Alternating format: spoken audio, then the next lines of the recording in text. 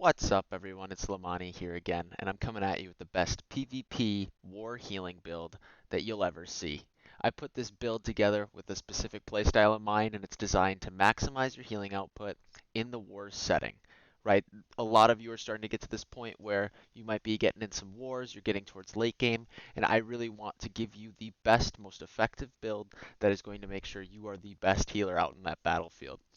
So, if you don't believe me, maybe let me flex a little bit and show you these results to prove that I have the credentials to give you all of the information that you're going to need. So you can see here, I had 8 kills, 1 death, 201 assists, and 912,000 healing. We're steadily getting towards that million healing mark. And I was 4th overall in the entire 100-person war. If we're looking at the healing charts, I was over 200,000 from the second highest healer and 300,000 about from the other team's healer. It's a lot of healing that's going out with this build, and we're hitting a ton of guys. All right, so let's get into the build then. On screen, you can kind of see my setup and how I have it built, but let's really take an in-depth look and go into one of the talent builders so we can talk about everything. Here we are in the New World Mastery Talent Builder. So I'll just talk through all of these talents and kind of tell you what I think about each one and which ones I think are the most crucial, where you may have some leeway and some wiggle room to change some things, and what I just think is the most important path to make sure that you stay alive and have the most healing output for your team. This isn't going to be done in any sort of leveling order. I'm going to assume that you have a life staff that is probably around 18 or higher for getting to late game. And I'll talk about how some of these talents could be changed or removed based upon your life staff level. So let's just get into it.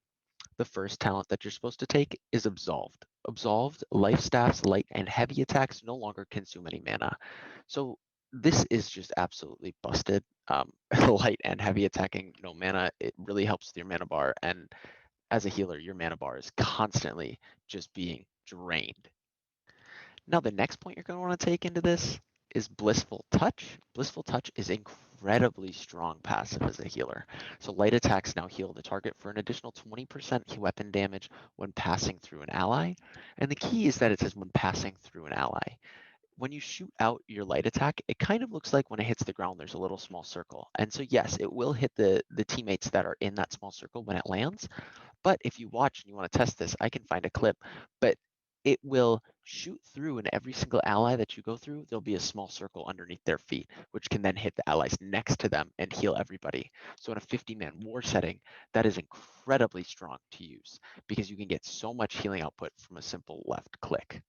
Now, right where I'd go next is I would go into Sacred Ground. This is going to be not only your most effective AoE heal, but one of your most effective single target heals as well. It's a 15-second heal that heals 20% weapon damage every second. It's got a relatively low mana cost, and the cooldown's pretty low, where we can get it down with some other mastery points. So now when we go down into Sacred Ground, we get Holy Ground, which is going to help you regenerate stamina and mana faster, which again, as a healer, that's going to be huge. But then also for your big tanky boys up front and all your DPS, melee fighters are going to be getting their stamina back. So that's pretty clutch. But the real icing on the top of the cake is going into Blessing. So when allies are in Sacred Ground, they're going to be healed for 50% more from all healing sources. That's going to apply to everything. That's really what's going to get you to the top of those healing meters. So the next spot where I'd go is I would go into Revitalize on this side of the tree. So when you light attack, you're going to reduce your cooldowns by 5%. Again, this is just going to help with your throughput because more healing cooldowns equals more healing throughput. It's pretty simple there.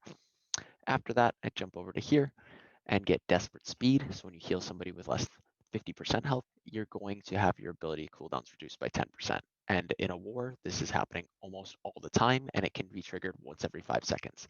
That's a lot of cooldown reduction to take. That's super big for things like Sacred Ground and the other abilities we'll talk about later. So next where I would go is I would take my points into Intensify. Intensify is going to be even stronger than most people would think. When I'm using Intensify, so in general, it's going to give you your heavy attacks are going to increase healing by 10% for 10 seconds, but this stacks up to 3 times. So what I typically would do, and I'll show you this throughout some of the gameplay, and I'll really make a point of trying to emphasize where these key skills are going to come into play to really increase effectiveness. So when the enemies are running over, I'm doing pre-damage before they do their charge, and I'm hitting with a heavy attack as they're coming, and I stack it up to 3 times, and then that's where I really start to use something like Sacred Ground so that I can increase it by another 30% on top of all the other increases that we will have. My next point on this side of the tree is going to go into Sacred Protection. When holding a life staff, increase the amount of healing to all friendlies by 5%. That's just a no-brainer. 5% more healing is insane, and you have to do nothing for it. So you take that point, and now for your next point, some people are going to think this is a little bit memey, but I think it is absolutely insane to take in terms of making sure that you stay alive, but then also keeping your teammates alive without having to really do anything. So when I'm in PvE content doing expeditions, I'm always going to take Bending Touch, where my heavy attacks are going to remove 1 debuff when passing through an ally. That's great. Heavy attacking, we don't really do it in the war setting other than when we're using it for intensify stacks when people are coming at us, and just one every once in a while to make sure that we maintain our 3 stacks. So where I'm actually going to take the point is into Enchanted Justice. So when you're hit in battle, activate a healing aura for you and nearby friends in a 4-meter radius for 10% of your weapon damage each second for 6 seconds. It's on a 2-minute cooldown, so you can get 15 of them off throughout the war, but it will keep you alive. There are plenty of times where I'm starting to get low and I have Enchanted Justice proc on top of the other heals, and it's just more throughput, right? There's also times I forget to heal myself, and that's another thing that's going to help me stay alive when I'm getting hit by AoE. Really focus on keeping those health bars up, and this is just another passive way to do that. And we have to take this point so that we can get into Divine Blessing. And Divine Blessing, when you heal an ally, if their health is below 50%, heal for 30% more. Super strong, super clutch. Again, just stacking all of these healing effectiveness increases is huge. But again, on Mending Touch, I just wouldn't take it because you're not really going to be removing debuffs. When you think about it, I would much rather shoot off a left click when there's healing to go through, because that's going to save somebody's life, and you can technically hit all 49 of your other teammates with it. I mean, 50 if you want to include yourself and you're up in the thick of it. But I think taking Mending Touch is kind of a throw here. It's just not as valuable. So going into the Protector side of things, the first ability that I'm going to take, actually, and some people might think this is, again, kind of memey, Orb of Protection. Orb of Protection's good, but when it comes to single target healing, it's not as good as Light's Embrace like other guides are going to tell you to take. Now, the thing to note with Light's Embrace, and also Splash of Light, which you would think Splash of Light would be insane in a war setting, but it is only going to heal your group members with Splash of Light.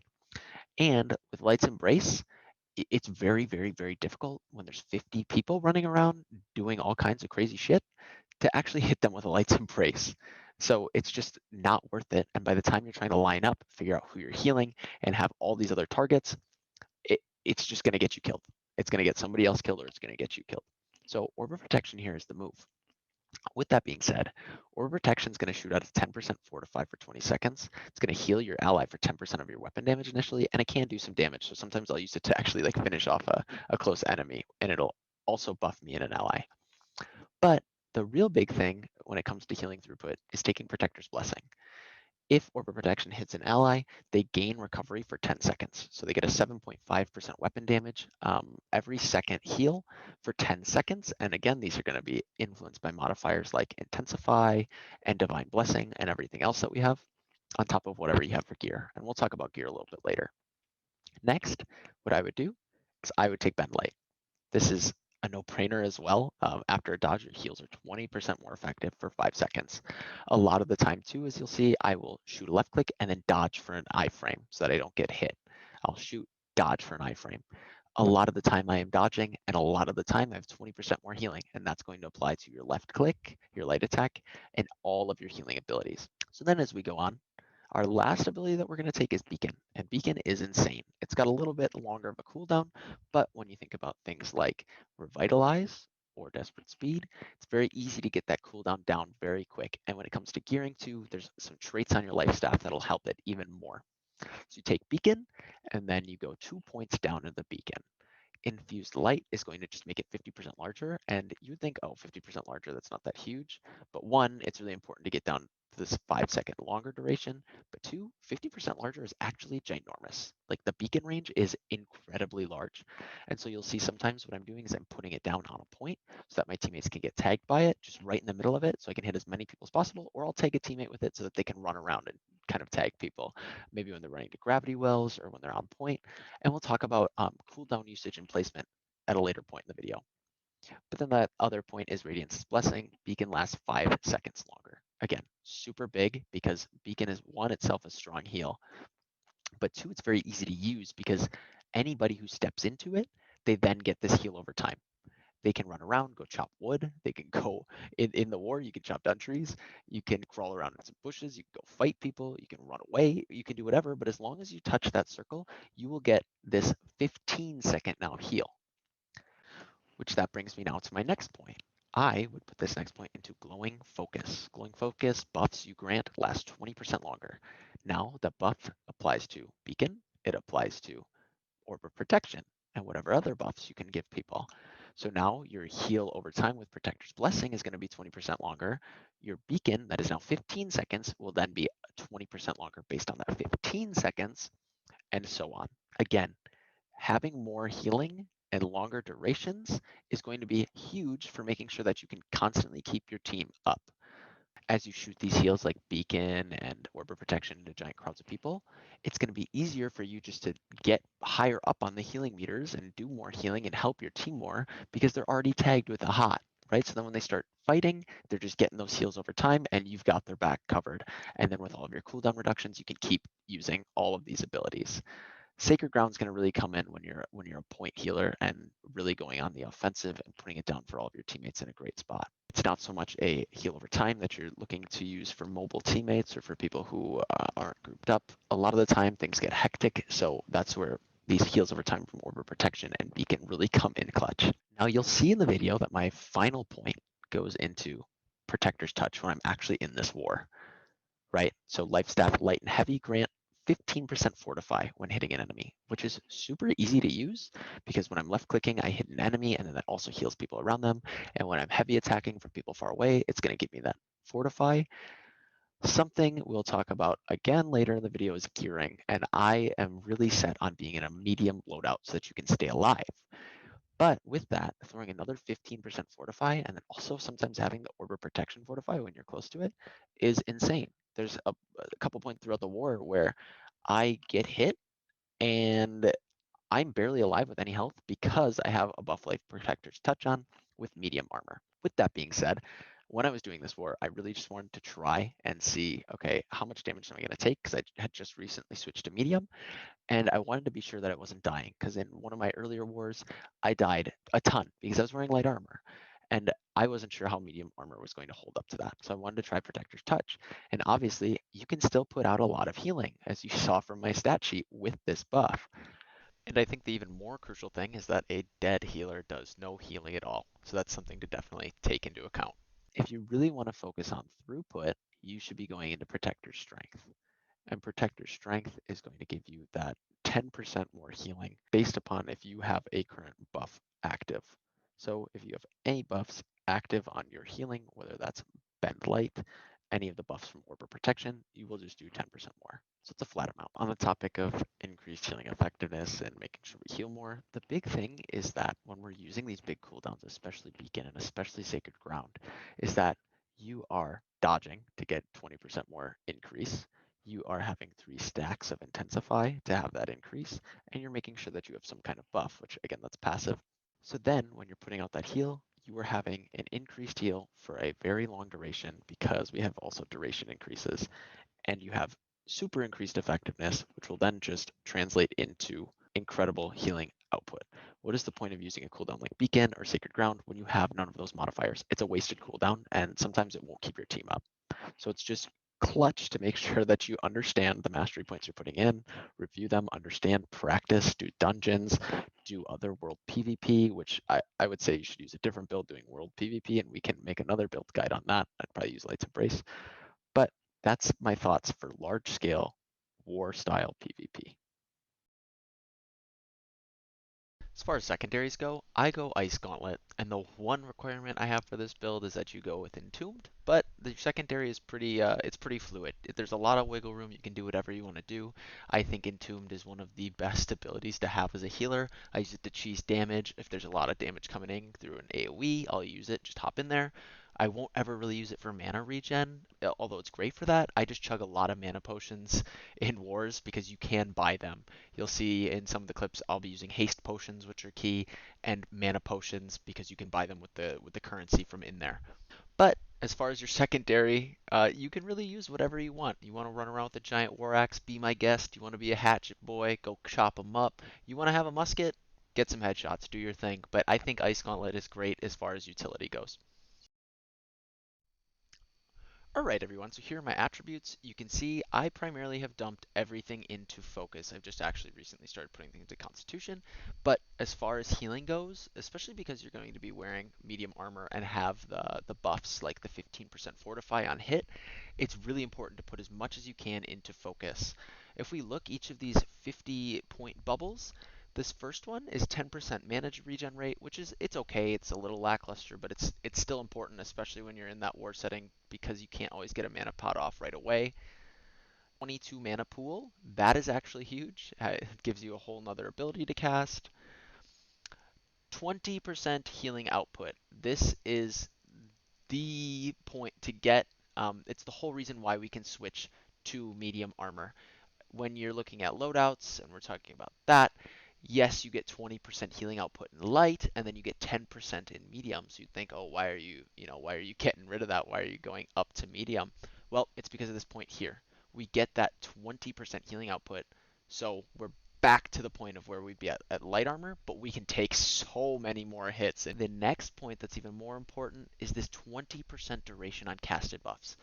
I know we got that point in the tree where it's 20% duration to buffs. So things like Beacon and Orb of Protection, that's another 20% on those buffs on top of the 20% that we had already added from our Mastery tree.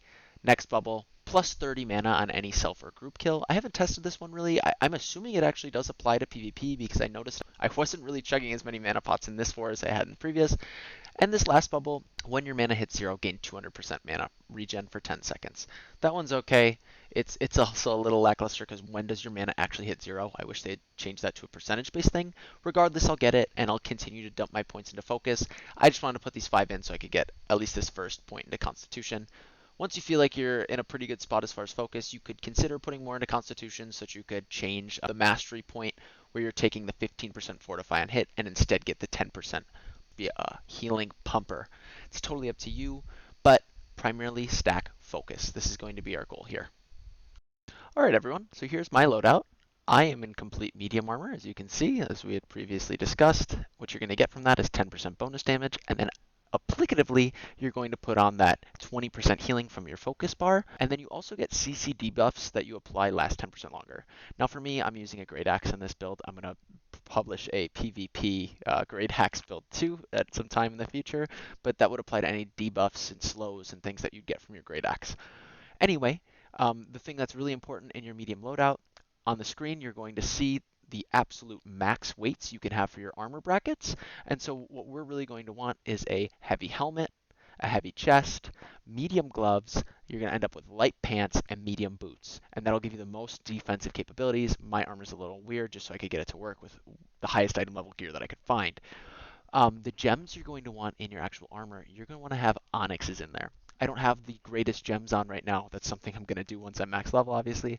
But you're going to want onyx ones because you're going to get physical damage reduction. All the damage you will take in the war will most likely be physical. You are not going to be placed in a spot as a healer where you're going to be taking a lot of elemental damage because you're going to be in the back line. So if you were to get dove on, it's most likely to be a physical DPS. Shifting over to the weapon is the most crucial part, obviously, but it's specifically the weapon traits.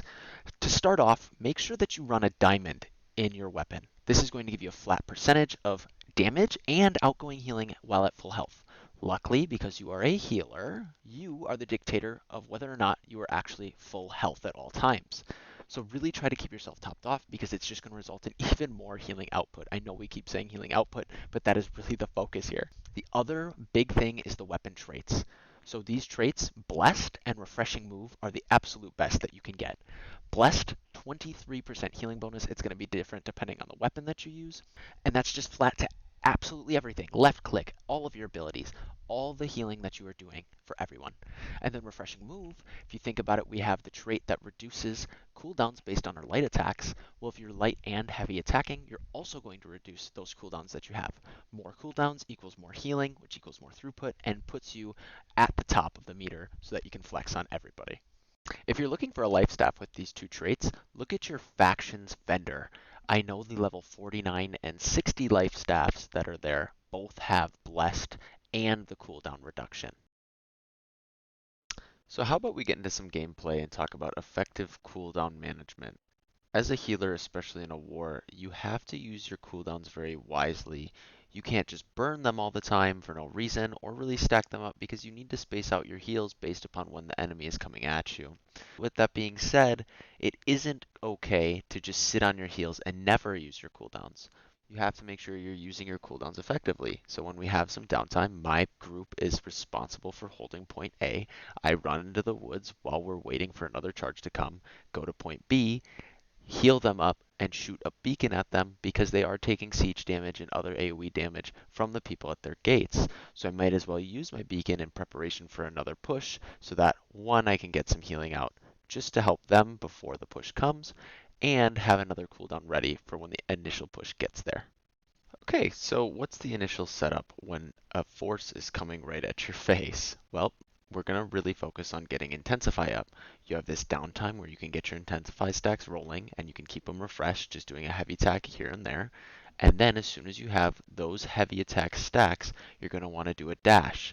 Then you have complete total healing effectiveness and you're going to put Sacred Ground, Beacon, or even both, depending on how much damage is coming at you. Here, there's not as many guys, but it slowly progresses to be a little bit more as this flank group comes in. So I Sacred Ground and Beacon at the same time to make sure I have complete healing over time on every single person.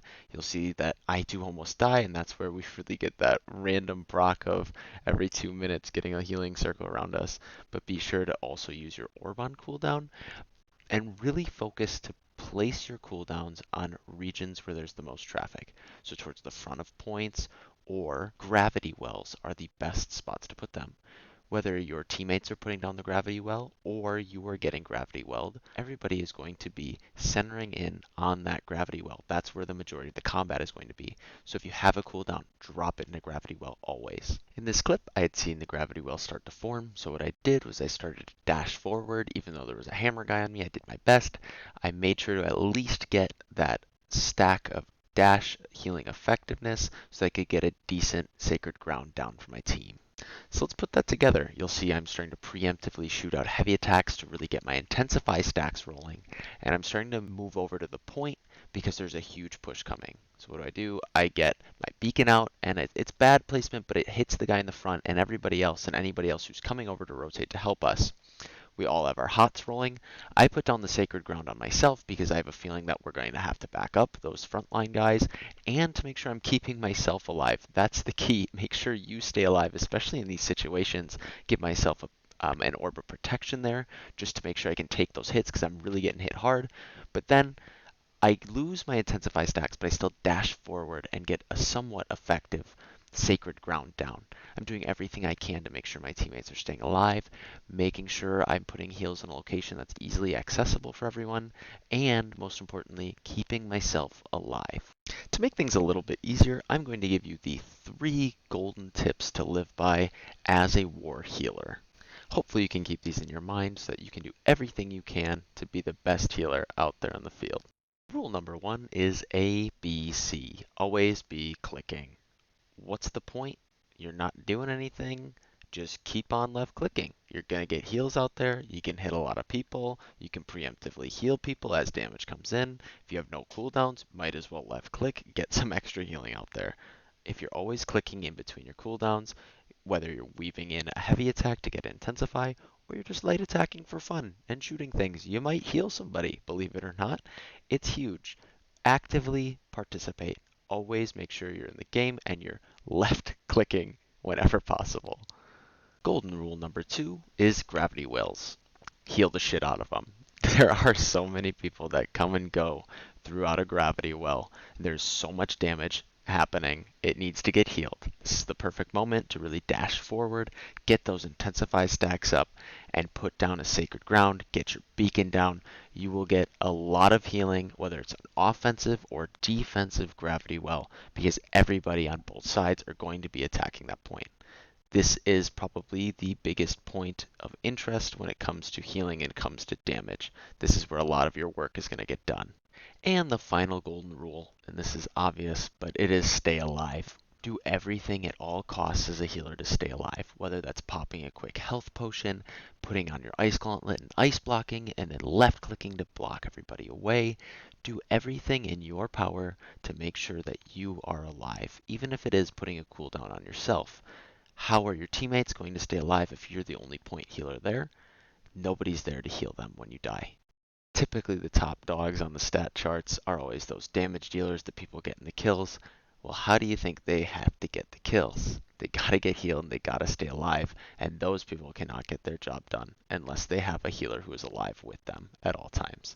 So do your best to keep yourself up and get your healing out.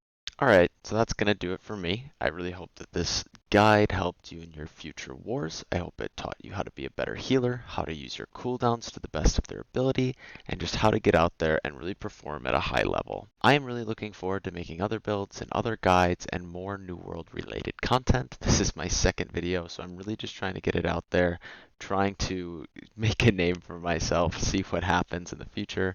But if you liked it, please feel free to do all that weird YouTube shit like ring that bell, like the video, comment, subscribe, all that. I'd also love if in the comments you told me anything else you'd be looking forward to seeing, whether that's a guide, whether that's just some content, a dungeon run, anything at all. Whatever you want to do, I'm here for it. I'm down for it. Just let me know. Regardless, thank you so much for watching. Thank you for taking the time to listen, and thank you for being you.